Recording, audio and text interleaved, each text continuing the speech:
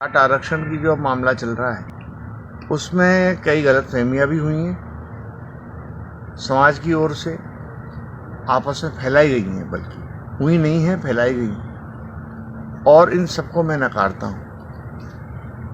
Name Singh ji संयोजक थे और अब भी हैं, और भी कार्यकारिणी जो बनी है वो भी सहयोगी रूप से बनी है, सहयोग करने के लिए। ये नहीं कि कोई विरोध करें या हम विघटन करें समाज का। हमारा जो उद्देश्य है वो ये है कि समाज को डी कुमेर और डी डिस्ट्रिक्ट धौलपुर और भरतपुर के जाटों को सेंट्रल ओबीसी में आरक्षण मिलना चाहिए।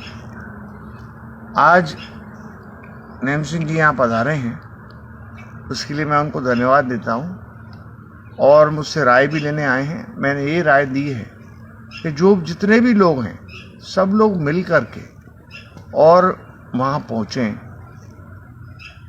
अगर हमारी बात को नहीं माना गया तो मैं खुद जयचौली जाकर पड़ाव को बढ़ाऊंगा, अन्यथा अगर बात मनती है तो उसको ख़त्म कराऊंगा। पहली बात। दूसरी बात यह है कि इनको अनुभव भी है। पिछले जब हमने भरतपुर और धौलपुर के जाटों को आरक्षण दिलवाया था तो भरतपुर को कम्प्लीटली जाम कर दिया था, और ऐसी नौबत नहीं आए, क्योंकि अब सरकार बीजेपी की राजस्थान में भी है और दिल्ली में भी है। दोनों सरकारें भाजपा की हैं, तो अब ऐसी मुश्किल नहीं आनी चाहिए। और इसीलिए आज मैंने इनको अपना खुद का साफा बांधा है, जो पिछले साल मैंने, आपको याद हो,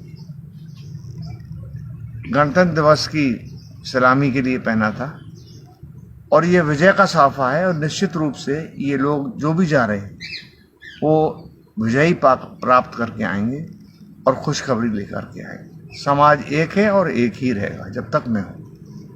भरतपुर धौलपुर के जाटों के आरक्षण को लेकर 2016-17 में भी बड़ा आंदोलन हुआ, और महाराजा साहब ने मुझे बिरहरू में एक सामाजिक कार्यक्रम में संयोजक बनाया था।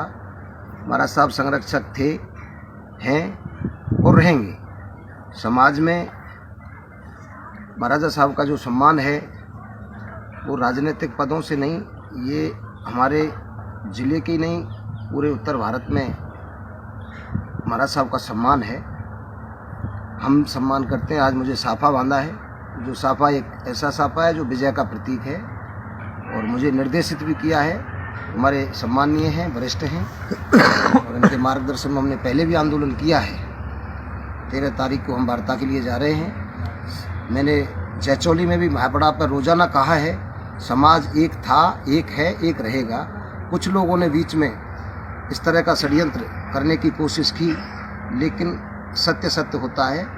हमारे जो संबंध हैं हम तो इनके बच्चे की तरह हैं और बच्चे ही रहेंगे। महाराज साहब का सम्मान हमेशा हमारे सर पे है, हमेशा सम्मान करते आए हैं और करते रहेंगे। महाराज साहब का और जनता का आशीर्वाद रहा है।